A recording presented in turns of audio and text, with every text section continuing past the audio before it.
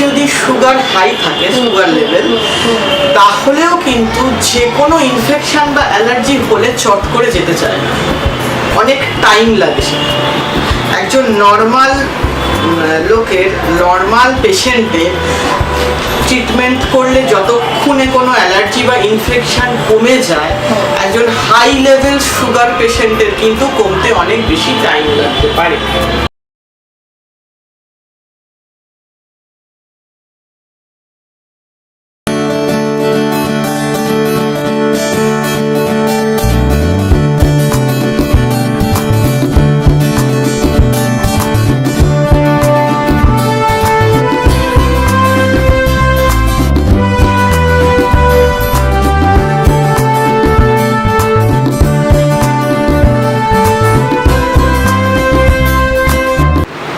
চৈত্রের বৈকালিক বেলায় আবার এসেছি চ্যানেলে একটু গল্প করতে, একটু আড্ডা জমাতে।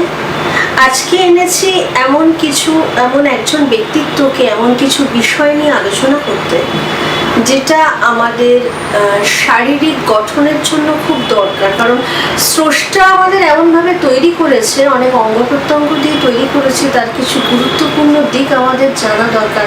মানে শরীরটাকে তো সুস্থ রাখতে হবে, তো শরীরকে সুস্থ রাখতে গেলে আমরা সকালবেলায় উঠলেই যেটা প্রথম দেখি, কথাটা বলি, সেটা কি দিয়ে দেখি? অবশ্যই চোখটা মেলে ধরি। সেই চোখের বিষয়ে আজ আমরা কিছু জানবো, চক্ষু বিশেষজ্ঞের কাছ থেকে কিছু শুনবো, কিছু বার্তা দেবে দর্শকদের কাছে, শ্রোতার কাছে। তো আজকে চ্যানেলে আমাদের সাথে গল্প করতে এসেছেন, বলা যায় কিছু চিকিৎসা বিষয়ক আলোচনা করতে এসেছেন বিশিষ্ট চক্ষু বিশেষজ্ঞ, eye specialist doctor Sudipa Dasgupta.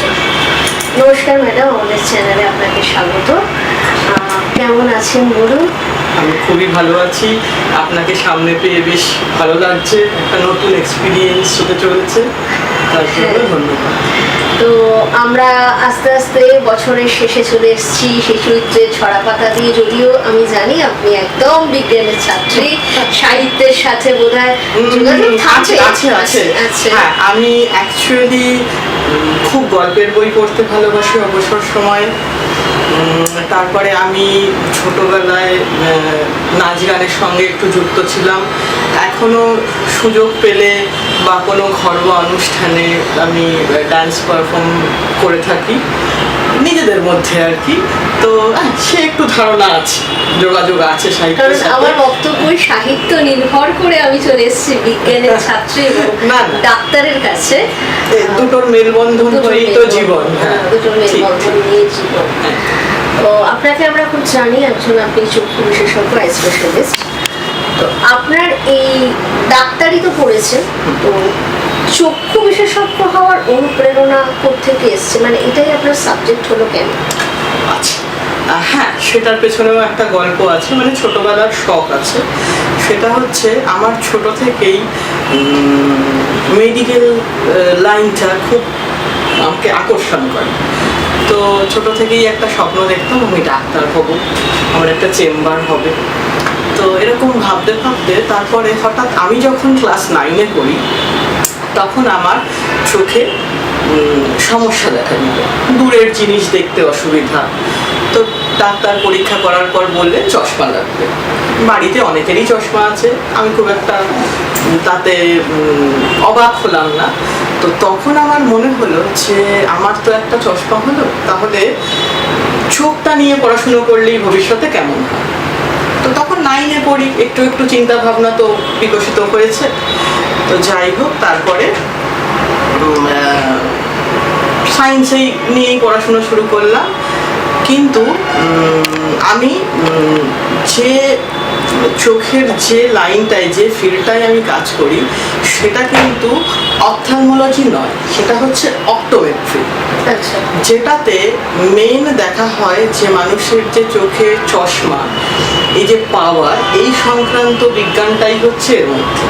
তার সঙ্গে কন্ট্যাক্ট লেন্স নিয়ে কিছু কাজ রয়েছে।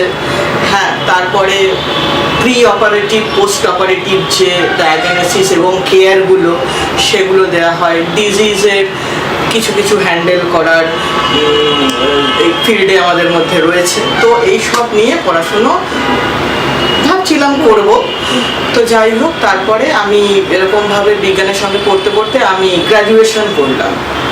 গ্র্যাজুয়েশনটা নর্মালি জুলজি নিয়ে করেছিলাম।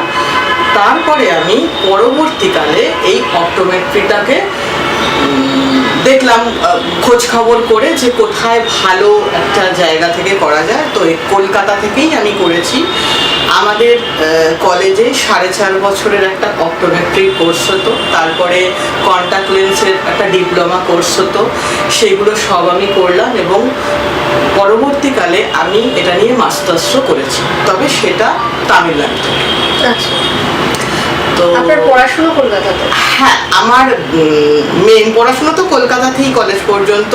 অপটোমেট্রির যে গ্র্যাজুয়েশনটা সেটাও কলকাতাতে, মাস্টার্সটা আমি তামিলনাড়ু থেকে করেছি।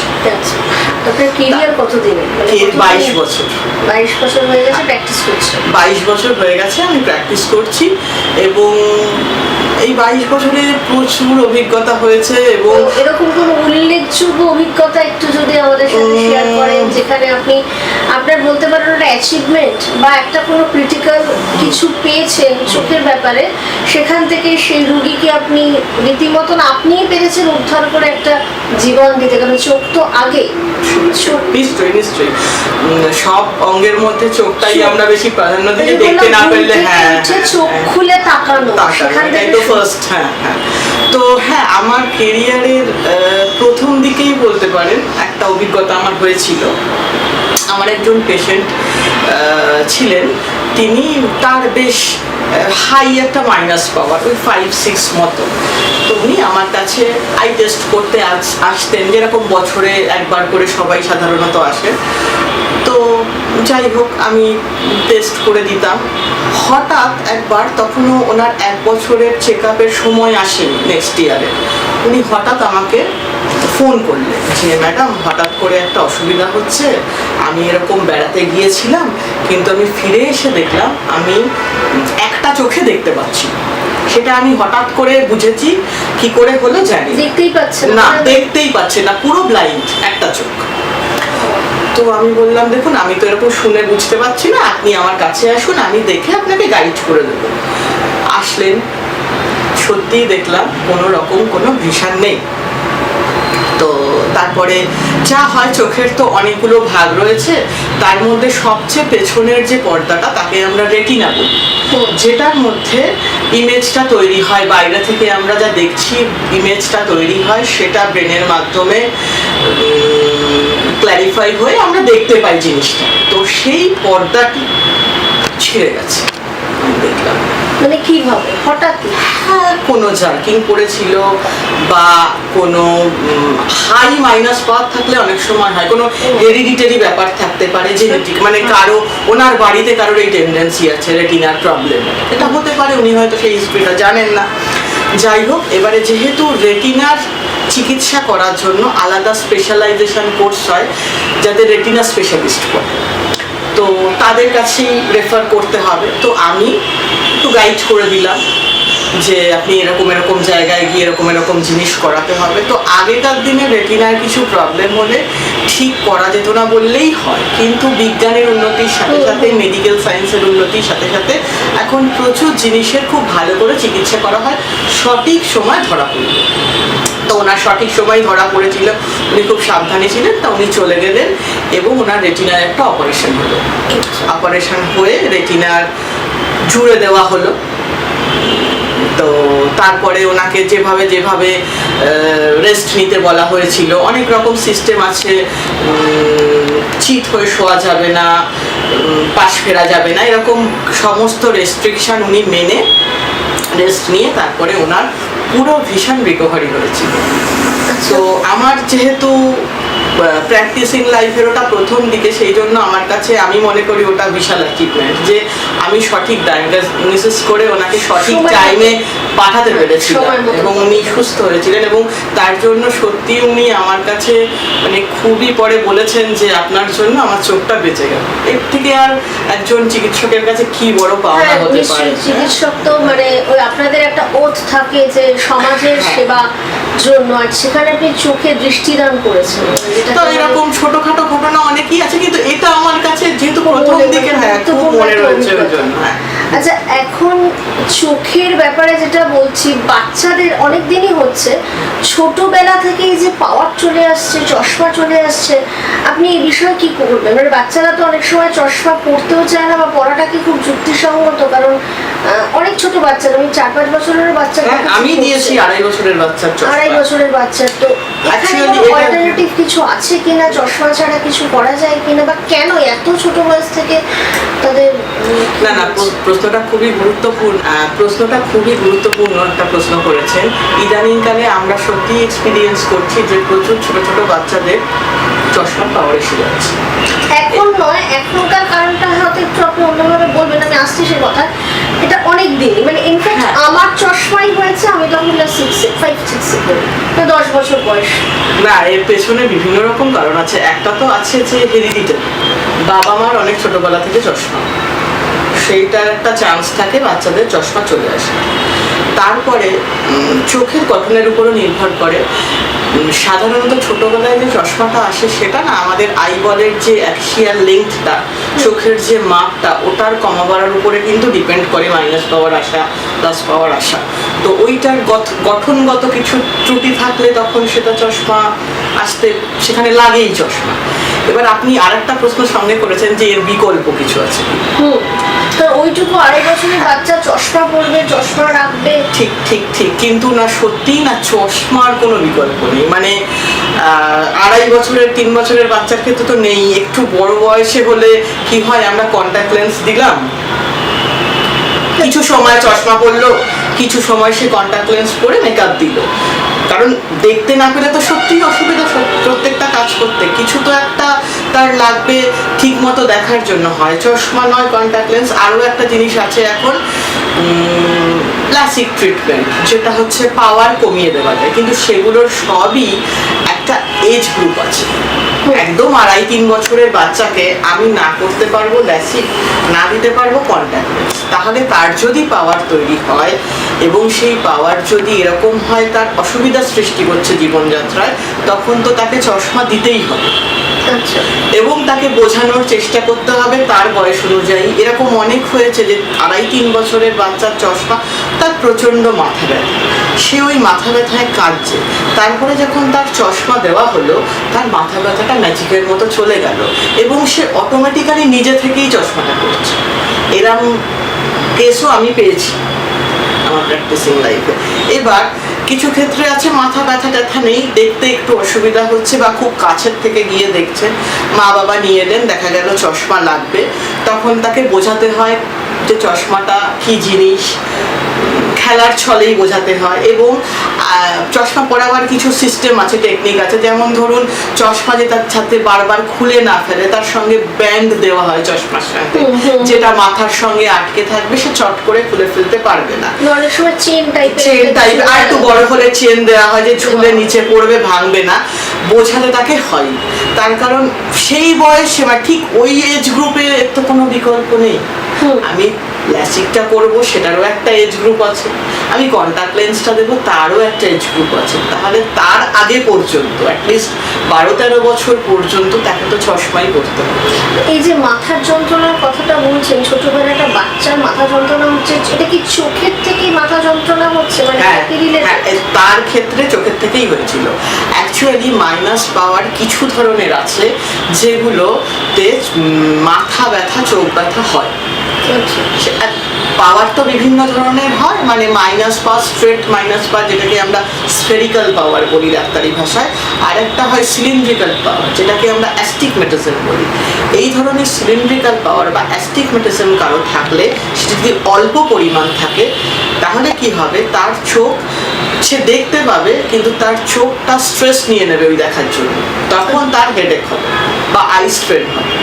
কিন্তু পাওয়ারের পরিমাণ যদি বেশি থাকে তাহলে তো সে দেখতেই পাবে না, সুতরাং তার আই ম্যানেজ করেও দেখতে পাবে না, তখন আর মাথা ব্যথাটা হয় না, তখন তো শুধু ভিশনটা হেজি হয়। কিন্তু অল্প পরিমাণ পাওয়ার, যাতে আমি দেখতে পাচ্ছি কিন্তু কষ্ট করে দেখছি, সেই ধরনের মাইনাস পাওয়ারে কিন্তু অনেক সময় মাথা ব্যথা, চোখ ব্যথা হয় এবং সেটা প্রচণ্ড পরিমাণে হতে পারে। ছোটবেলা থেকে যখন চোখের প্রবলেম আসছে তখন এই পাওয়ার চশমা নিয়ে বা তার পরিচর্যা করে ডাক্তারের কথা শুনে চললে কি পাওয়ারটা কি কমে যায় বা পরবর্তীকালে চশমার দরকার হয় না, এরকম হতে পারে? মানে নাকি আরো বড় হলে আবার পাওয়ার বাড়তে পারে? এগুলো মানে পেশেন্টের স্ট্যাটাসের উপর খানিকটা ডিপেন্ড করে। যেমন কিছু কিছু পাওয়ার আছে যেগুলো যদি নিয়মিত সে পড়ে, তার সঙ্গে চোখের কিছু এক্সারসাইজ করে এবং স্ক্রিন টাইমিং সে কমিয়ে রাখতে পারে, প্রপার ডিস্টেন্স মেনটেন করে পড়াশুনো করতে পারে, তাহলে কিছু কিছু ক্ষেত্রে অল্প বিস্তর পাওয়ার থাকলে সেটা কমে যেতে পারে বয়সের সাথে সাথে। তবে সাধারণত আমার এক্সপিরিয়েন্স বলে 20-21 বছরের পরে কমার চান্স থাকে, মাঝারে ততদিন পর্যন্ত একটু কমা বাড়া হতে পারে। আর একটু বেশি পরিমাণ পাওয়ার, ধরুন -2 এর উপর কি 3 এর উপর, এ ধরনের পাওয়ার আমরা দেখেছি যে পরিচর্যা করলেও না চট করে কমে যায় না। কি হয়, হয়তো একটু রেস্ট্রিক্ট হয়, হয়তো বেশি বাড়ে না, কিন্তু একদম কমেও যায়। কিন্তু 30-35 বছরের পরে অনেক সময় সেই পাওয়ারগুলো একটু আধটু কমতে পারে। 40-এর কাছে গিয়ে আরও সম্ভাবনা হয় দূরের পাওয়ার কমার। তার কারণ হচ্ছে তখন আবার যেটা বলে 40 পেরোলেই চালছে, তখন কাছের পাওয়ার আসার বয়স হয়ে যায়। অনেকের হাই মাইনাস পাওয়ার 40-এর পরে একটু কমে, কিন্তু তখন তাকে কি করতে হয়, তখন তাকে কাছের পাওয়ার নিতে হয় এবং সেটা খুব স্বাভাবিক। সেটাতে কিন্তু আমরা ঠিক চোখ খারাপ হয়ে গেছে এটা বলতে পারি না, কারণ এটা হচ্ছে এজ রিলেটেড ব্যাপার, একটা ন্যাচারাল প্রসেস, এটা সবার ক্ষেত্রেই হবে। যাদের সারা জীবন চোখে কোনো চশমা নেই তাদের ক্ষেত্রেও কিন্তু 40 বছরের পরে কাছের পাওয়ারটা আসবে, এটা কিন্তু আমরা অ্যাভয়েড করতে পারবো। আচ্ছা, মাইগ্রেন একটা সমস্যা আমরা এখন শুনতে পাচ্ছি প্রচণ্ডভাবে, এটা বলছে স্ট্রেস থেকে হচ্ছে, তো এর সাথে চোখের প্রবলেমের কি কোনো রিলেশন আছে? অ্যাকচুয়ালি মাইগ্রেন দুরকম হয়। একটা তো হচ্ছে নর্মাল যেটা নিউরোলজিক্যাল মাইগ্রেন, সেটার সঙ্গে চোখটা খুব বেশি রিলেটেড না, কিন্তু আই মাইগ্রেন হয়, সেটা তো চোখ রিলেটেডই ব্যাপার। নিউরোলজিক্যাল যে মাইগ্রেনটা, সেটাতে কি হয়, হেডেকটা প্রচণ্ড বেশি হয় এবং হেডেক হলে আমাদের অটোমেটিক্যালি চোখ খুলে রাখতে ইচ্ছে করবে না, একটা অস্বস্তি হবে, তারপরে চোখের সামনে একটু মনে হবে যেন কেমন একটা আলো আলো মতো, চোখ বন্ধ করে থাকি। এটা হচ্ছে নিউরোলজিক্যাল ব্যাপার বলে এটা মনে হয়। কারো গা গোলায়, ভমিটিং টেন্ডেন্সি হয়, কারো হয়তো বমিও হয়ে যায়, তাতে একটু রিলিফ হয়। এটা তো নিউরোলজিক্যাল মাইগ্রেনের ক্ষেত্রে ঠিক, তাতে ডাইরেক্টলি চোখের ওরকম কিছু হয় না। কিন্তু যেটা আই মাইগ্রেন, সেটাতে পুরোটাই তো চোখ রিলেটেড। এটা অবশ্য কি সিমটম? হ্যাঁ বলছি, এটা অবশ্য অনেকক্ষণ লাস্ট করে, উইদিন 1 আওয়ারের মধ্যে আই মাইগ্রেনের সমস্যাগুলো সাধারণত চলে যায়। এতে সিভিয়ার কেসে সেই মুহূর্তে ভীষণ লস হতে পারে, মুহূর্তে, হ্যাঁ 10-20 মিনিটের জন্য, তারপর আবার হ্যাঁ ঠিক হয়ে গেল। তারপরে আইয়ের সামনে জিগজ্যাগ প্যাটার্ন দেখা যেতে পারে, লাইট ফ্ল্যাশ হতে পারে, হ্যাঁ তারপরে হঠাৎ করে হলো, প্রচন্ড চোখে ব্যথা হলো, হেডেক কিছুটা থাকে, কিন্তু নিউরোলজিক্যাল মাইগ্রেনের মতো অতটা থাকে না। ভিশন প্রবলেমটা বেশি, এটাকে ভিজুয়াল মাইগ্রেন বা রেটিনাল মাইগ্রেন বলে। তবে এটা স্টে করে অনেকক্ষণ নয়, মোটামুটি ম্যাক্সিমাম ঘন্টাখানেক স্টে। চিকিৎসা কি, মানে সঙ্গে সঙ্গে যখন যে রোগীর হলো ডাক্তারের কাছে পৌঁছতে পারলো না, সেটা তো আমাদের তাকে রেস্টে চলে যেতে হবে, রেস্ট। আচ্ছা, সে যদি না জানে তাহলে তো তার প্যানিক অ্যাটাক অবশ্যই হবে। সে তার আই ডক্টরের সঙ্গে যোগাযোগ করবে, আসতে না পারো ফোন করবে, ফোন করে বললে কিছুটা রিলিফ দেওয়া যেতে পারে। আর যদি তার আগে থেকে জানা থাকে যে তার এই সমস্যাটা আছে, আগেও হয়েছে, এটা কি আগে থেকে বোঝা যায় কোনো সিমটম আছে আই মাইগ্রেনের? না, ওরকম না, হঠাৎ করে আসলো, তার তারপরে ওটা কন্টিনিউ করতে থাকলো, কিছুদিন পর পর হতে থাকলো, তো আবার আর কোনোদিন হলোই না, এরকম হতে পারে। ইমিডিয়েট কি অ্যাকশন নেবে? ইমিডিয়েট যেটা করবে সেটা হচ্ছে, হ্যাঁ, ডাক্তারের কাছে যা সম্ভব হলে তো ডাক্তারের কাছে যাবে, না হলে সেই মুহূর্তে আইটাকে একটু রেস্টে রাখা উচিত। মানে ধরুন আইয়ে একটু জল দেওয়া হলো, বা কোনো লুব্রিকেটিং ড্রপ যদি তার কাছে অ্যাভেলেবেল থাকে দেওয়া হলো, তারপরে সে একটু ঘর অন্ধকার করে একটু রেস্টে চলে যাবে। আচ্ছা, সেই রেস্টটা কতক্ষণে? 1-1.5 ঘন্টা রেস্ট নিলে আশা করা যায় অনেকটা রিলিফ সে ফিল করবে। তারপরে ধীরে সুস্থে তিনি ডাক্তারের কাছে গেলেন এবং অসুবিধাটা বললেন, তারপরে তার চিকিৎসা বলতে মাইগ্রেনের চিকিৎসা, চোখের কিছু রেস্ট, কিছু আই কেয়ার ম্যানেজমেন্ট, এগুলো শিখিয়ে দেওয়া। মেনলি তো আমাদের এখন জীবনযাত্রার জন্যই এগুলো বেশি হচ্ছে, স্ট্রেস নেওয়া, টেনশন নেওয়া, মেনলি মাইগ্রেনটা সেই কারণেই হয়, সে আইয়েরই হোক, নিউরোলজিক্যালি হোক। আচ্ছা, আরেকটা জিনিস হয়, চোখ লাল হয়ে যায় হঠাৎ করে, অনেকে বলে ওয়েদারের জন্য চোখ লাল হচ্ছে, ইনফ্লেমেশন যেটা হয়, জল পড়ছে, পিছুটি কাটছে, এই হঠাৎ করে এটা আসার কারণ কি? আগের থেকে সে চোখের ব্যাপারে কিছু হয়েছিল, সেটা মানে নেগলেক্ট করে গেছে, তার থেকে শুরু হয়েছে, নাকি ওয়েদার চেঞ্জের জন্য? অনেকের মুখে শুনি চোখ দিয়ে জল পড়ছে না ওয়েদারের জন্য, এ ব্যাপারে আপনি কি বলবেন?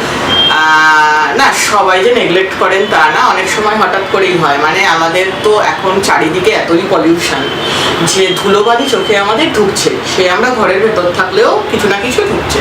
এবার সেখান থেকে কোনো ব্যাকটেরিয়া বা ভাইরাল অ্যাটাক হতেই পারে।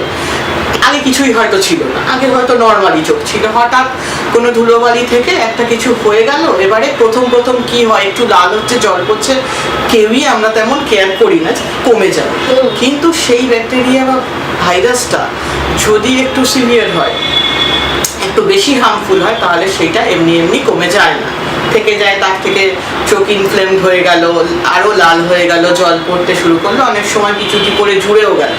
তখন আমাদের মনে হয় যে বাবা এটা তো আর কমছে না, এবার আমরা ডাক্তারের কাছে যাই।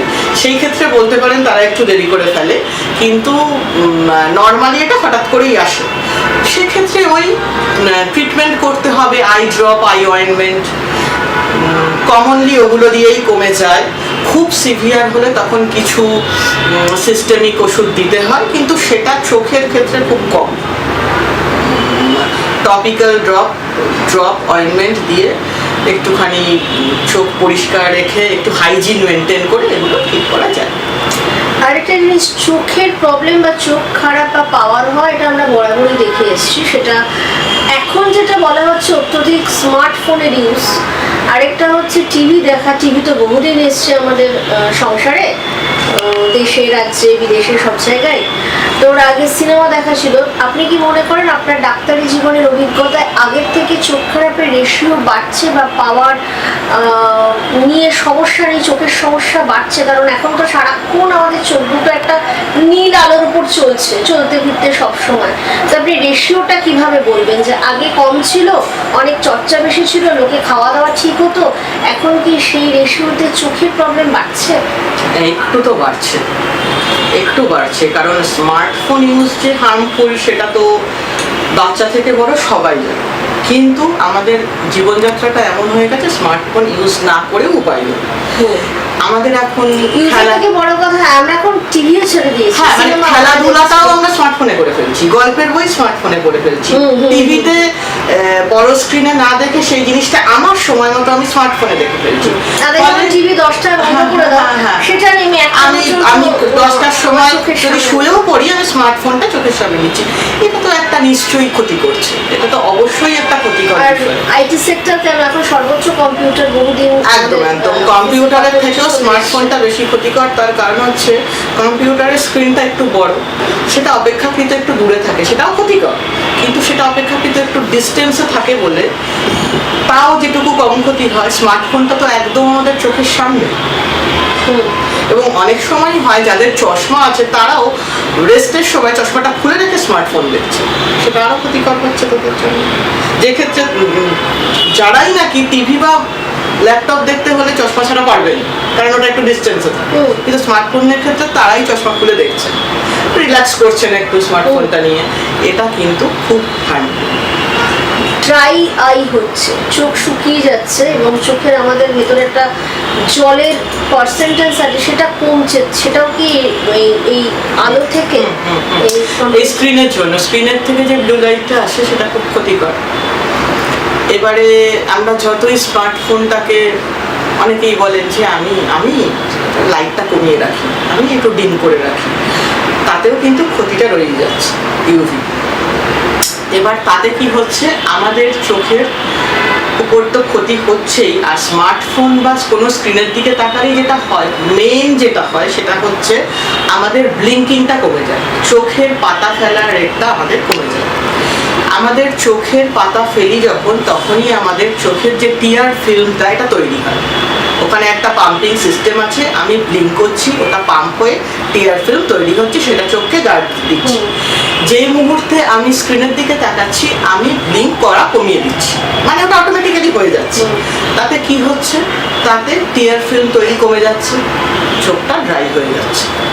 এবার আমি সেটা তো বুঝতে পারছি না, আমার যখন চোখ জ্বালা করছে বা চোখে একটা টায়ার্ডনেস আসছে, তখন আমি তাড়াতাড়ি চোখটাকে এরকম করে বারবার ফেলছি, গিয়ে হয়তো একটু জল দিচ্ছি, চেষ্টা করছি একটু ভালো হওয়ার, কিন্তু রেগুলার এটা হতে হতে হতে হতে চোখটা ড্রাই হয়ে যাচ্ছে এবং পাওয়ারও অনেক সময় তার জন্য বেড়ে যায়। এই ড্রাই আইয়ের ক্ষতিটা কত দূর, আর এটাকে আটকানোর জন্য আপনি কি পরিচর্যা করতে পারবেন?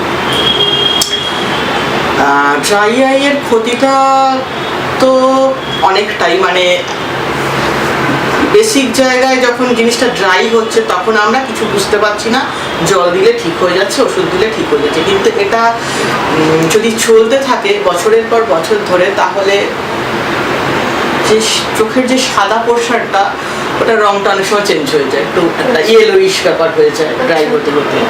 তারপরে বাইরের যে পলিউশনগুলো চোখের ধুলোবালিতে ঢুকছে পলিউশন থেকে, সেইটা পরিষ্কার হতে চায় না, কারণ ড্রাই, চোখের জল তো সেটা বার করে দিতে পারছে না, তাতে ইনফেকশনের ঝুঁকিটা বেড়ে যায়।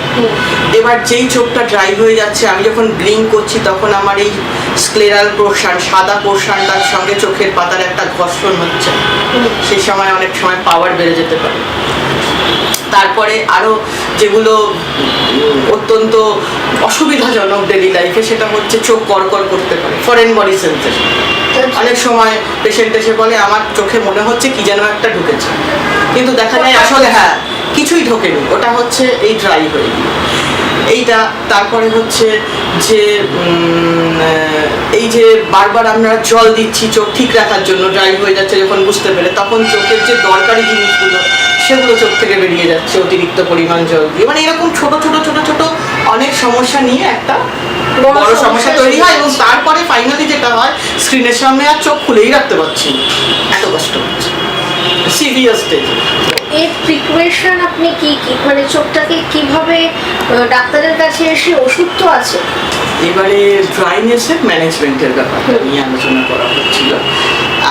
সেটা হচ্ছে, দেখুন ড্রাই আমরা আটকাতে পারবো না, এখন যা সিচুয়েশন, লোকে স্ক্রিনে তাকাবে সারাক্ষণ, সব অফিসে বাড়িতে বলুন যেখানেই মানুষ কাজ করছে, সমস্ত জবই প্র্যাকটিক্যালি কম্পিউটার বেসড বা মোবাইল বেসড, সুতরাং এগুলো মানুষকে দেখতেই হবে। তো সেই সব বজায় রেখে কিভাবে আমরা রক্ষা করতে পারি চোখ, হ্যাঁ সেগুলো কয়েকটা পয়েন্ট যদি মেনে চলা যায় তাহলে অনেকটাই ভালো থাকা যাবে। প্রথম কথা হচ্ছে, চোখে চশমা থাকুক না থাকুক, মানে পাওয়ার থাকুক না থাকুক, স্ক্রিন দেখার সময় আমরা ইউভি প্রোটেকশন দেওয়া একটা গ্লাসেস ইউজ করবো, সেটা চোখে চশমা হিসেবে ইউজ করবো। আমার পাওয়ার থাকুক না থাকুক, আমি একটা ইউভি প্রোটেকশন দেওয়া চশমা ইউজ করব যখন আমি স্ক্রিনের দিকে তাকাবো, কাজ করবো। আচ্ছা, এবারে কাজ করতে করতে মোটামুটি আধ ঘন্টা 40 মিনিট বাদে বাদে আমার একটু ওঠা সম্ভব হলে জায়গা থেকে, আমি জায়গা থেকে উঠে একটু চোখে জল দেব। যদি খুব কাজের প্রেশার থাকে, না উঠলে আমার সময় নষ্ট হবে, সেক্ষেত্রে আমি জাস্ট স্ক্রিন থেকে মাথাটা একটু সরিয়ে অন্যদিকে তাকিয়ে 10 বার থেকে 20 বার ব্লিঙ্ক করব। যদি না উঠতে পারি, ব্লিঙ্ক করব, তাতে কি হবে, আমার চোখের পাতা পড়বে, পাম্পিংটা চালু হবে, তাহলে টিয়ার ফিল্ম তৈরি হবে। সারাদিনে মোটামুটি প্রাপ্তবয়স্ক লোকেরা 3 লিটার জল খাবে। জলের পরিমাণ লেভেল ঠিক থাকলে শরীরে চোখেরও জল অনেকটা ঠিক থাকবে। আর আরেকটা জিনিস যেটা খুব ইম্পর্টেন্ট এখনকার দিনে, সেটা হচ্ছে লুব্রিকেটিং ড্রপ, যেটাকে আর্টিফিশিয়াল টিয়ার ফ্লুইড বলা হয়। মানে চোখের জল কমে যাচ্ছে, আমি বাইরে থেকে সাপ্লাই দিচ্ছি। এই লুব্রিকেটিং ড্রপটা আমার জিজ্ঞেস করছি যে আপনি ডাক্তারের পারমিশন নিয়ে ইউজ করা উচিত, না নিজেরা ইউজ করে নিয়ে দোকান থেকে কিনে করে নেবেন? কারণ আমাদের একটা মনুষ্য জগতের বরাবরই একটা অভ্যেস আছে, আমি সব জানি এবং আমার প্রথম কিছু হচ্ছে মানে আমি নিজে করে নিচ্ছি, আমি ডাক্তার। হ্যাঁ, সেটা তো হয়, হচ্ছে। অনেকে এসে বলেন, ম্যাডাম আমি এই ড্রপটা অলরেডি লাগাচ্ছি, মানে তার ওটা লাগবে কিনা তিনি কিন্তু জানেন না। দোকানে গেছেন, একটা লুব্রিকেটিং ড্রপ দিয়ে দেওয়া হয়েছে, উনি নিশ্চিন্ত মনে লাগাচ্ছেন। কিন্তু লুব্রিকেটিং ড্রপের মধ্যেও আলাদা আলাদা কম্পোজিশন হয়, কার কতটা সিভিয়ারিটি ড্রাইনেসের সেই অনুযায়ী দেওয়া হয়। এবং এটা একটা টেস্ট আছে, মানে টিয়ার ফিল্ম একটা টেস্ট হয়, একটা ফ্লুরোসেন্ট পেপার দিয়ে যে আমার কতটা ড্রাইনেস আছে সেটা টেস্ট করার পরে কম্পোজিশন অনুযায়ী, সেই সিভিয়ারিটি অনুযায়ী সেই লুব্রিকেটিং ড্রপটা সাজেস্ট করা হয়। কিন্তু ওই যেটা আপনি বললেন সেটা ঠিকই কথা, যে বেশিরভাগ লোকই আছে এই ধরনের ড্রপ কিনতে। শুধু এটা কেন, অ্যান্টিবায়োটিক ড্রপ কিনতেও দোকানের সোজা চলে যান প্রথমে, তারপরে যখন কমে না তখন এসে বলেন আমি এটা লাগিয়ে ফেলেছি, কমছে না, এবার আপনি চলে যায় শরীরের অসুস্থতা চলে যায়।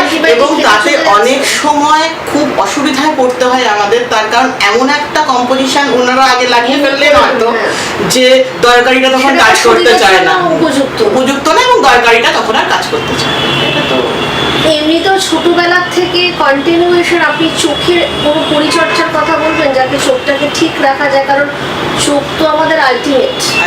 দৃষ্টিশক্তি না থাকলে, দৃষ্টিশক্তি হারিয়ে গেলে কিছুই নেই, এই সৌন্দর্য, ভালো মন্দ, এই যে ফিলিংস সেটাই থাকবে না। তো তাকে খুব সযত্ন করার আপনি কি বলবেন, যে ছোটবেলার থেকে বা বড় হয়েও চাকরি বাকরি করেও চোখটাকে কি করে সুন্দর রাখা যায়? শুধু আইলাইনার পরে কাজল পরে তো ওটা বাহ্যিক সৌন্দর্য, আমি আইল্যাশ লাগালাম, উপরে সাজগোজ করলাম, কিন্তু ভেতরটাকে ঠিক না করলে তো হবে না। আপনি সেই পরিচর্যার কথা বলবেন? অ্যাকচুয়ালি ছোটবেলা থেকে পরিচর্যা বলতে একটা ব্যালেন্স ডায়েট মেনটেন করতে হবে।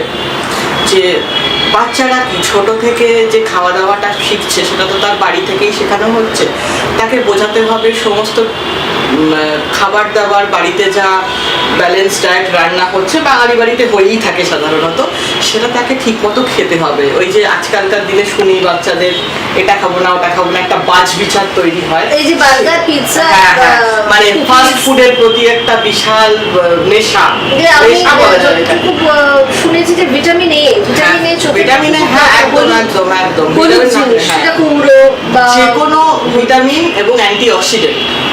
আচ্ছা, অ্যান্টিঅক্সিডেন্ট না হলে কিন্তু চোখের গঠনটাই ঠিক মতো হবে না। তো সেই জন্য সমস্ত রঙিন শাকসবজি, তার মধ্যে কুমড়ো, গাজর, বিট, বিভিন্ন শাক পাতা, তারপরে ছোট মাছ, ছোট মাছ চোখের পক্ষে খুব ভালো। প্রোটিন, ডিমের কুসুম। বাচ্চাদের তো আর এগুলো রেস্ট্রিকশন থাকে না, সুতরাং তাদের ছোটবেলা থেকে এগুলো খাওয়াতে হবে সমস্ত, যাতে মানে এটা বাড়ির গার্জিয়ানদেরকে না তো তারা শিখবে না, করতে হবে, গাইড করতে হবে। Burger, pizza, cookies, brownie, chocolate এগুলোকে বন্ধ করে যদি এই সবজিগুলো বন্ধ করতে পারবে বলে মনে হয় না।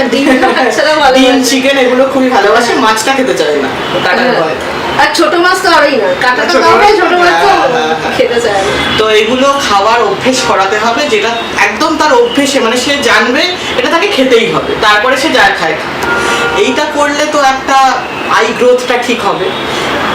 পরবর্তীকালে তার কাজের জন্য তার পাওয়ার এলো, সেটা তো আর সব সময় আটকানো যায় না, কিন্তু এই গাইডেন্সটা ঠিক হবে। তারপরে খেলাধুলো করবে, একটু শরীর চর্চা করবে, এটা একটা বড় ব্যাপার। হ্যাঁ, তারপরে আই এক্সারসাইজ। বাচ্চারা যখন চোখ দেখাতে আসে তখন কিন্তু আমি তাদের এক্সারসাইজ শিখিয়ে দিই। এক্সারসাইজ করে চোখের পাওয়ার কমে যায় সেটা কিন্তু সবসময় সঠিক কথা না, কিন্তু চোখের মাসেলগুলো স্ট্রং হয়, ভবিষ্যতে তাদের লাভ হয়। হ্যাঁ, এটা করতে হবে। তারপরে এই যে এখন খুব মোবাইলের নেশা, বাচ্চাদের এটা শেখাতে হবে যে মোবাইল ছাড়া যে জিনিসগুলো হয়, মানে ড্রয়িং, স্টোরি বুক, খেলাধুলো, এগুলো মোবাইল ছাড়া করতে।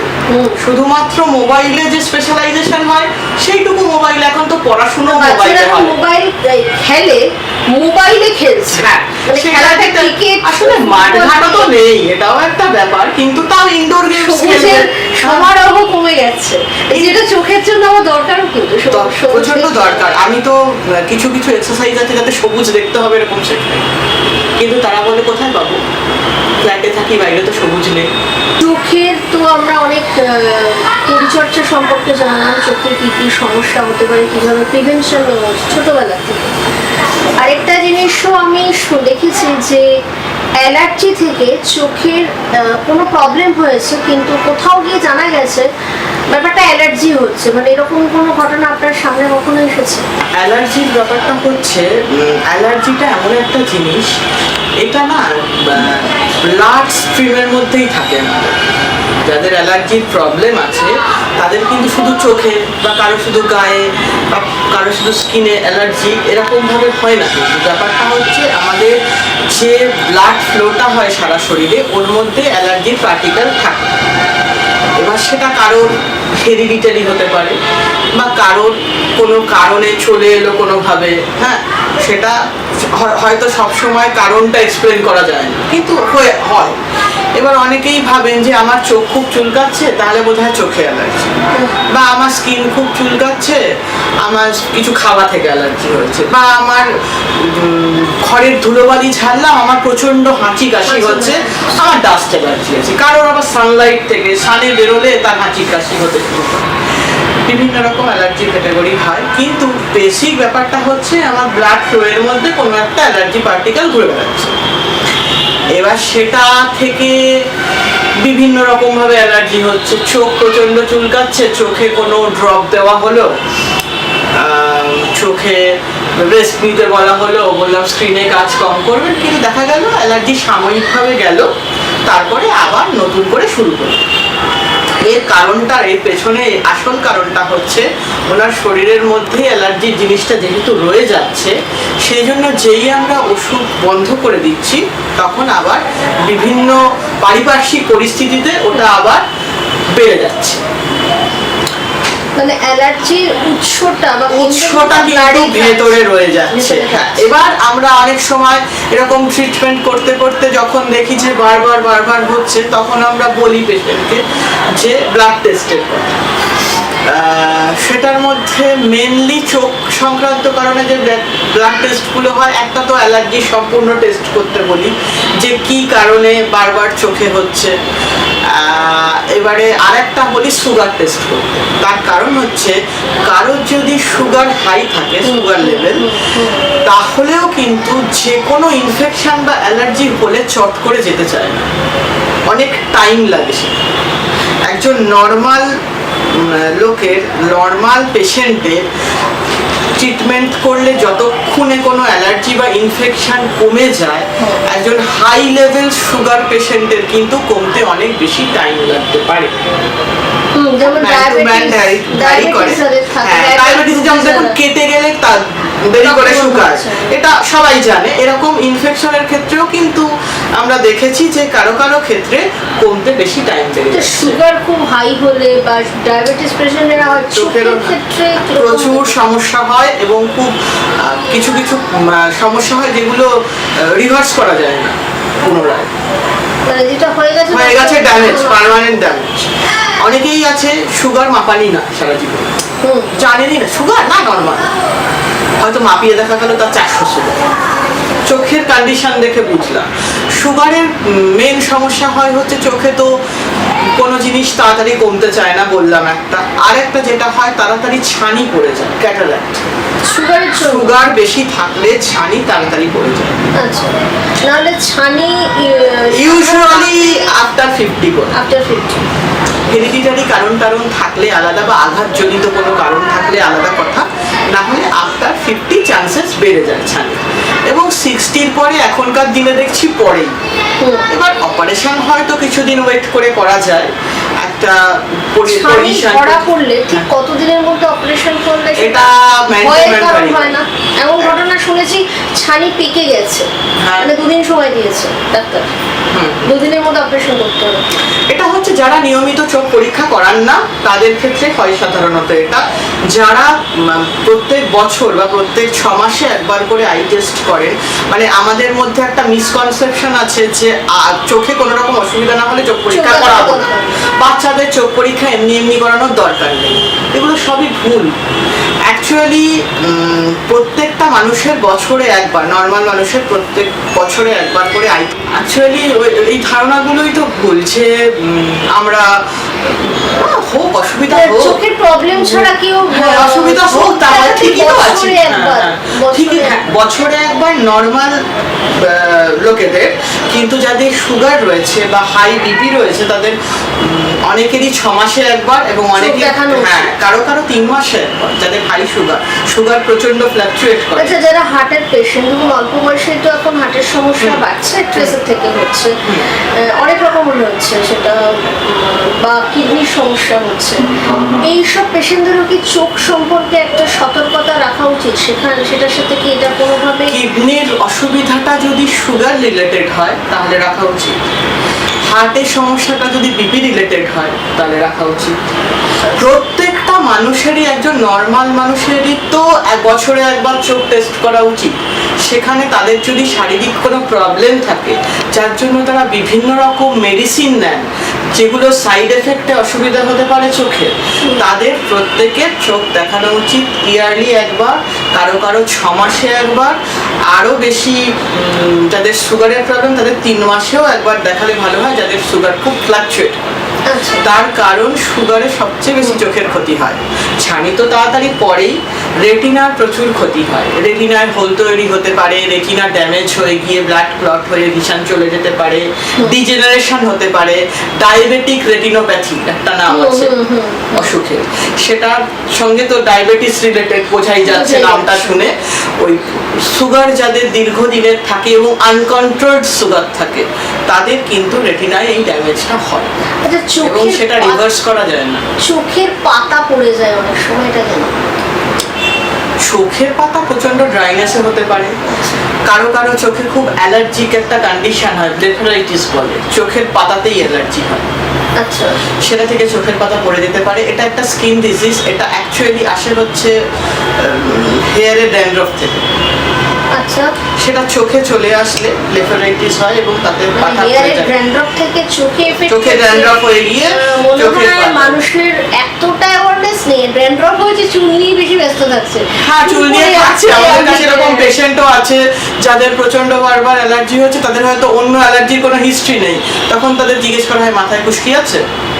হ্যাঁ আছে, খুশকি তাড়াতে হবে এবং চোখেও শ্যাম্পু দিয়ে পরিষ্কার করতে হয়। সেখানে শ্যাম্পু হচ্ছে নর্মাল শ্যাম্পু, যেটা হচ্ছে বাচ্চাদের ওই যে নোমোর টিয়ার, জনসনের নোমোর টিয়ার, কোম্পানির নাম হয়তো নেওয়া উচিত না তাও বললাম, নোমোর টিয়ার যে শ্যাম্পুগুলো সেগুলো দিয়ে যাতে চোখে জ্বালা না করে, আচ্ছা, খুশকিটা পরিষ্কার করে রেগুলার পরিষ্কার করতে মানে হবে। ড্যান্ড্রফ যদি কোনোভাবে উড়ে উড়ে চোখে আসে তো সেখান থেকে এরকম চোখের পাতা পড়ে। একদম। আরেকটা খুব চোখ নিয়ে আমরা জানি খুব বিশেষ একটা প্রশ্ন, এবং একটা অসুখ আছে গ্লুকোমা, যেটা অন্ধত্বের সৃষ্টি করে। তো এই গ্লুকোমার উৎস কি, কেন হয়, মানে এটার প্রিভেনশন কি, কিভাবে ট্রিটমেন্ট হবে, অন্ধত্ব কি রোধ করা যায়? আচ্ছা, হ্যাঁ, গ্লুকোমা তো খুব একটা বড়সড়ই রোগ চোখের, এবং যাদের সুগারের যে হিস্ট্রিটা বললাম ওটা থাকে তাদের চান্সেসটা বেড়ে যায়, এবং এটার পেছনে একটা হেরিডিটারি ব্যাপারও কাজ করে। যার ফ্যামিলিতে আগে গ্লুকোমার পেশেন্ট রয়েছে তাদের একটা চান্স থাকে। দেখুন, আটকানো রাস্তা খুব একটা নেই, আটকানোর একটাই রাস্তা ইয়ারলি চোখ এক্সামিন। না, কিভাবে বুঝবে সে গ্লুকোমাতে আক্রান্ত হচ্ছে? প্রত্যেক বছর যদি আমরা চোখ টেস্ট করাই তাতে কিছু কিছু টেস্ট থাকে, ভিশনের সঙ্গে সঙ্গে অন্যান্য জিনিস। যাদের ফ্যামিলি হিস্ট্রিতে গ্লুকোমা আছে বা যাদের সুগার আছে তাদের ক্ষেত্রে চোখের আইওপি মেজার করতে হবে, ইন্ট্রাঅকুলার প্রেশার, চোখের একটা প্রেশার হয় যেটা বেড়ে গেলে গ্লুকোমার ইন্ডিকেশন। ইন্ডিকেশনটাই তো মানে কি, মানে সে কি মানে পেশেন্ট নিজে বুঝতে পারে যে সবসময় বুঝতে পারে নামটা না। হয়তো জানলো না, হ্যাঁ। কিন্তু এরকম একটা সমস্যা তো সব সময় বুঝতে পারে না, ইনিশিয়াল স্টেজে সবসময় বোঝা যায় না। চোখের প্রেশার অল্প একটু বাড়লেই তো আর গ্লুকোমা না, না। সেটা জাস্ট ইন্ডিকেশন। এবার তিনি হয়তো চোখ পরীক্ষা করাতে এসেছেন, ডাক্তারবাবু বুঝতে পেরে কিছু দেখে ইন্ডিকেশন পেয়ে চোখের প্রেশারটা মাপলেন, তখন দেখা গেল তার একটা টেন্ডেন্সি আছে, তখন তাকে সাবধান করা হবে যে আপনি ইয়ারলি মাপবেন কি আপনি 6 মাসে মাপবেন। তখন তার একটা ভিজুয়াল টেস্ট হবে, যে ভিজুয়াল ফিল্ডের একটা টেস্ট হবে, পেরিমেট্রি বলে সেটাকে। এটা হবে যে গ্লুকোমা আছে অলরেডি হয়ে গেছে কিনা বা কতটা লেভেলে হয়েছে সেটা, তারপর সেরকমভাবে প্রোটেকশন নেওয়া হবে। আবার কেউ কেউ চোখে খুব ব্যথা ফিল করেন বা চোখ খুব ঘন ঘন লাল হয়ে যায়, এটার জন্য আসলে তখন তার থেকে অনেক সময় গ্লুকোমার টেন্ডেন্সি ধরা পড়ে। ঠিক সঠিকভাবে পেশেন্ট সবসময় কিন্তু বুঝে আসেন না। কোন পর্যায়ে গেলে এটা অন্ধত্বের সৃষ্টি করে? মানুষের মধ্যে একটা প্যানিক আছে, গ্লুকোমা এসছে, এটা অন্ধত্ব নিয়ে আসছে, দৃষ্টিশক্তি হ্যাঁ। চলে যাচ্ছে। Untreated প্যানিকটা করাটা থাকলে। কি খুবই জরুরি নাকি? না দেখুন, প্যানিক করা উচিত না, কিন্তু কিছু কিছু ক্ষেত্রে প্যানিক থাকলে ভালো লোকে সাবধান হয়। মানে কিরকম, ধরুন গ্লুকোমা ধরা পড়লো, এবার সেখানে মেডিসিন দেওয়া হচ্ছে, বেসিক সময় তো মেডিসিন দিয়েই কন্ট্রোলে রাখা যায় প্রেশার কিছুদিন। এবার এই মেডিসিনগুলো সাধারণত সারা জীবন দিতে হয় ধরা পড়ার পরে, এবং টাইমলি দিতে হয়, মানে ঘড়ি ধরা টাইমে। এবারে 1 বছর 2 বছর পেশেন্ট খুব মন দিয়ে মেডিসিন দিতে শুরু করবে, তারপরে মাপাচ্ছেন ঠিক আছে, আইওপি প্রেশার ঠিক আছে, আর কোনো অসুবিধা নেই, ভিশনও ঠিক আছে, পেরিমেট্রি করে দেখছেন, তারপর 2 বছর লাগানোর পর ও এখন তো ঠিকই আছে, বন্ধ করে এরকম করেন অনেক। ঠিক আছে, ঠিক হয়ে গেছে। এটা ওনার মাথায় রইল না যে ডাক্তারবাবু বলেছিলেন যেটা সারা জীবন লাগিয়ে যেতে পারে, বন্ধ করে দিলেন। তখন আবার জিনিসগুলো শুরু হলো, এবং কিছু কিছু ক্ষেত্রে তখন হলো কি হলো, এত গাফিলতি হয়ে গেল যে ওটা অন্ধত্বের দিকে চলে গেল। গ্লুকোমার কোনো কোনো ক্ষেত্রে তো সার্জারিও হয়। চোখের জলের সার্কুলেশনটা চোখের ভেতর ঠিক মতো না হলে, অ্যাঙ্গেল ওপেন বা ক্লোজ হয়ে গেলে চোখের প্রেশারটা বেড়ে যায়, তার থেকে গ্লুকোমা হয়। এটা অনেক গভীরে ব্যাপার, গ্লুকোমা স্পেশালিস্টরা আরো ভালো করে আপনাকে বুঝিয়ে বলতে পারবে। আমি একটা বেসিক বলে দিচ্ছি আর কি। এই ধরনের ওপেন অ্যাঙ্গেল বা ক্লোজ অ্যাঙ্গেল গ্লুকোমা যখন সিভিয়ার হয়, তখন অনেক ক্ষেত্রে ওটার ওটি করে খানিকটা সামাল দেওয়া হয়, ভিশন লসটা খানিকটা আটকানো হয়। কিন্তু কিছু কিছু জিনিস আছে যেগুলো ইরিভার্সেবল, মানে এই যে গাফিলতি বলুন বা কোনো ক্ষেত্রে হলো এমন একটা পর্যায়ে চলে গেল, পেশেন্ট হয়তো অতটা সচেতন না, এমন সময় ধরা পড়লো যে ওগুলো কিছু করেই কোনো লাভ হলো না, তিনি ব্লাইন্ডনেসের দিকে চলে গেলেন। এটা কিন্তু আমাদের কাছে খুবই একটা দুঃখজনক ঘটনা, কারণ এটা না বোঝার জন্য বা কেয়ার না নেওয়ার জন্য জিনিসটা হয়ে যাচ্ছে। তো সুতরাং প্রত্যেকটা মানুষের উচিত টাইম টু টাইম, পারলে বছরে একবার, পারলে 6 মাসে একবার গিয়ে অন্তত চোখের সমস্ত কিছু পরীক্ষা করানো, সেটা বাচ্চা হোক বড় হোক সবাই। আপনি চক্ষু বিশেষজ্ঞ, যখন আপনার কাছে পেশেন্ট আসছে অবশ্যই আপনি দেখে তার পাওয়ার হচ্ছে চশমা দিচ্ছেন। প্রথমেই প্রশ্নটা করেছিলাম বাচ্চাদের চশমা হচ্ছে, অনেকদিনই আমাদের কন্ট্যাক্ট লেন্সের একটা ব্যবহার চলছে। তো কন্ট্যাক্ট লেন্সের ব্যবহারটা কতটা যৌক্তিকতা আছে, ব্যবহার করলে কতটা সতর্কতা অবলম্বন করতে হবে, কোন পর্যায়ে কন্ট্যাক্ট লেন্স নেওয়া একেবারেই যাবে না, সেখানে চশমাই নিতে হবে? আচ্ছা, ব্যাপারটা হচ্ছে আমরা সাধারণত সাজেস্ট করি যে যাদের কন্ট্যাক্ট লেন্স পরার ইচ্ছে, সেটা শখেই হোক, কসমেটিক কারণেই হোক, জবের জন্য, জবের প্রফেশনের জন্য, আমি চেঞ্জ করব, কালো রাখবো না, আমি একটু অন্য কালার করব, তার জন্য স্টাইল করে করব, প্রফেশনের জন্যই হোক কি যে কোনো কারণেই হোক, কন্ট্যাক্ট লেন্সটা আমরা চেষ্টা করি 18 বছর বয়সের পরে সাজেস্ট করতে। আচ্ছা, তার কারণ কি, তার আগে পর্যন্ত যত্নটা সম্বন্ধে সবাই অতটা ওয়াকিবহাল হয় না। আর বাচ্চাদের চোখের গ্রোথটাও তো অনেকদিন পর্যন্ত হয়। এবার কন্ট্যাক্ট লেন্স একটা পরা মানে একটা তো ফরেন বডি চোখের মধ্যে পরা থাকছে কর্নিয়ার উপর, এবং যে সময়টুকু ধরে কন্ট্যাক্ট লেন্স পরা থাকছে, এখন যদিও কন্ট্যাক্ট লেন্সের অনেক উন্নতি হয়েছে, তবুও সেই সময়টা কিন্তু কর্নিয়ার পার্টটাতে অক্সিজেন সাপ্লাইটা কম যাচ্ছে, যেহেতু ওটা থাকছে। সেই জন্য আমরা 18 বছরের পরের থেকে পড়তে বলি। এবারে আমরা সাধারণত সাজেস্ট করি যখন আমাদের কাছে পেশেন্ট আসে কন্ট্যাক্ট লেন্স পরবে বলে, যে 7 থেকে 8 ঘন্টা রেগুলার পড়তে, তার থেকে বেশি না পড়তে, তার থেকে বেশি সময় হলে চশমা পড়তে, যাতে কর্নিয়াটাও রক্ষা পায়, কন্ট্যাক্ট লেন্সও পরা হলো, আবার চোখের স্বাস্থ্যটাও বজায় থাকে। এগুলো বলি। এবার যার যার জব ওরিয়েন্টেশন অনুযায়ী তাদের সেটাকে বিচার করতে হয়। আবার আরেকটা এখন হয়েছে কালার কন্ট্যাক্ট লেন্স, এটা আপনি বললেন চোখে কালার করব। এটা এখন বেশিরভাগ ক্ষেত্রে অল্প বয়সী ছেলে মেয়েদের মধ্যে শখেই হয়েছে মেনলি। আর কিছু কিছু ক্ষেত্রে আছে যারা বিনোদন জগতের সঙ্গে যুক্ত, তাদের এই কারণে পড়তে হয়।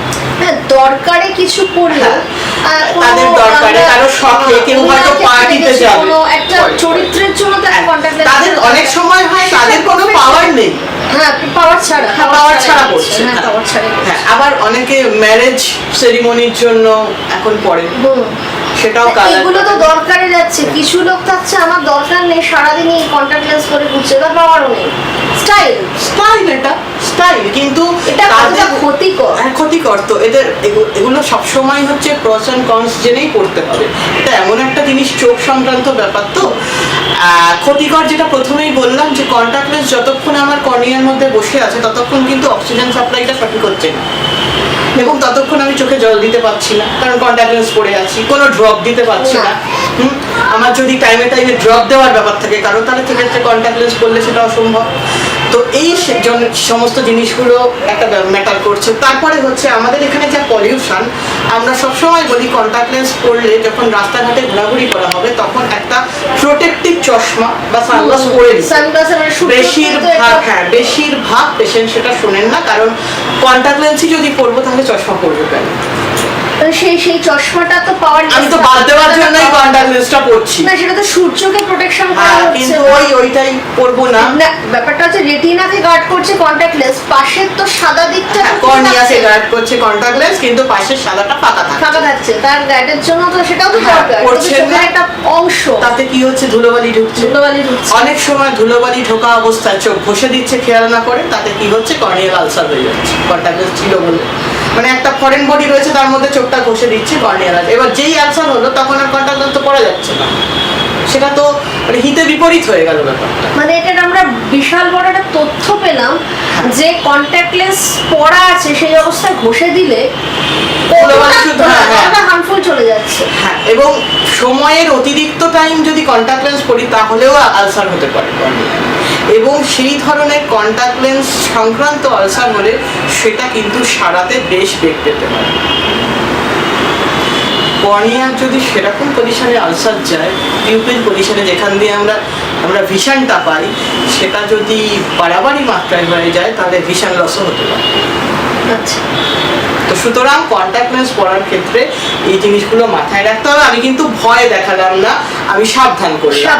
এবং কন্ট্যাক্ট লেন্স কোনটা কিসের ক্ষতি, কোনটা কিসের উপকারিতা আমরা সবসময় জানতে পারি, কারণ মানুষের একটা বরাবরের অভ্যেস আছে, আমি সব জানি, ডাক্তারের কাছে যাওয়ার আগে বা ডাক্তারের কাছে গিয়েও আমি এই কাজটা করে যাচ্ছি।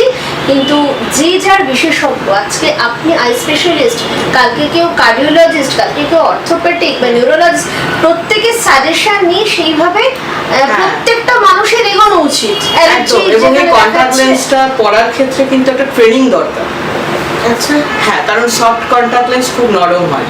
আচ্ছা, আমার এখন হয় অনেক সময় স্টাইল ফ্যাশনের জন্য আমরা নেলস বড় করি, সেই নেলস দিয়ে কন্ট্যাক্ট লেন্স পরলে সেটা ছিঁড়ে যেতে পারে। ওরে বাবা। হাত অপরিষ্কার অবস্থায় পড়লে কন্ট্যাক্ট লেন্সের সঙ্গে ময়লা চোখে চলে যেতে পারে। হাতটা পরিষ্কার করে এবার কন্ট্যাক্ট লেন্স জল দিয়ে ধোয়া যায় না, তার একটা সলিউশন, একটা পার্টিকুলার সলিউশন আছে। সেটা কিভাবে যত্ন করে রাখতে হয়, খুলে কিরকম ভাবে পড়তে হয়, এগুলোর একটা প্রপার ট্রেনিং ছাড়া কন্ট্যাক্ট লেন্স যেমন তেমন ভাবে ইউজ করা একদমই উচিত। আমরা এতক্ষণ ডক্টর সুদীপা দাশগুপ্তর সাথে কথা বলছিলাম, গল্প করছিলাম। উনি চক্ষু বিশেষজ্ঞ, প্রথমেই বলেছি। অনেক কিছু আমরা জানতে পারলাম, যেখানে আমরা যখন চোখ নিয়ে সমস্যায় পড়ি বা পড়তে যাচ্ছি বা ডাক্তারের কাছে যাচ্ছি বা যাচ্ছি না, শিশু থেকে বড়, নিজেরা কখনো আমরা কোনো ডাক্তারই করব না, ডাক্তার যেভাবে সাজেস্ট করবেন, আই স্পেশালিস্টের কাছে গেলে চোখের ব্যাপার, দৃষ্টি, সেইভাবেই আমরা মেনে চলবো। আমাদের আলোচনা গল্প অনেকটাই শেষের দিকে। তো দিদি, সারাদিনের ডাক্তারির পরে আপনি সময় কাটান? সারাদিনে ডাক্তার, আমার বিভিন্ন রকম শখ আছে, সেগুলো করি। আমি গল্পের বই পড়তে খুব ভালোবাসি, ছুটি পেলে আমি বেড়াতে যেতে খুব ভালোবাসি, আমি আড্ডা মারতে খুব ভালোবাসি, একটু হাতের কাজের বদ অভ্যেস আছে। আচ্ছা। হ্যাঁ, তো আমি অবসর সময়ে টুকটাক হাতের কাজ করি। তার মধ্যে নতুন একটা সংযোজন হচ্ছে ক্যান্ডেল মেকিং। আমি ডিজাইনার সেন্টেড ক্যান্ডেল বানাই, গিফট করি। তো এগুলো আমার মানে হবি। তারপরে নাচ গান জানেন, শিখতাম একটা সময়। হ্যাঁ, এখন অবসর সময় অনেক সময় ইচ্ছে হলে গান শুনলাম। তোমরা গান দিয়ে কি আড্ডাটা শেষ করবো? একজন ডাক্তার গান আমি গানের তো সাথে সেটাই হোক, গান দিয়ে আমাদের আড্ডাটা আজকে শেষ হয়েছে। তাহলে এই অবস্থায় মানে এই পরিস্থিতিতে কি গান গাওয়া যায়? চৈত্রের অবসানে বৈশাখ আসছে, প্রচন্ড দাবদাহ। মানে কি বৈশাখকে ডাকা উচিত? নাকি বৈশাখকে তো চোখের ডাকতেই আলোয় হবে। কিছু ভাবা উচিত? চোখের আলোয়, হ্যাঁ চোখের আলোয় চোখের ডাক। গান একদমই প্র্যাকটিসই খুব খারাপ হবে, তো দর্শক কি সেটা শুনবেন? আচ্ছা, করি তাহলে। চোখের আলোয় দেখেছিলেন চোখের বাহিরে, অন্তরে আজ দেখব যখন আলোক নাহি রে। চোখের আলোয় দেখেছিলেন চোখের বাহিরে। অসাধারণ লাগলো। একজন ডাক্তারের সাথে কথা বলতে আসলাম, অনেক কিছু জানলাম, এবং আমরা শেষ করলাম গান দিয়ে, এবং কবির গান, বৈশাখ আসছে, চোখেরও কিছু কথা বলা হলো। আমাদের আলোচনা আজ এই পর্যন্ত।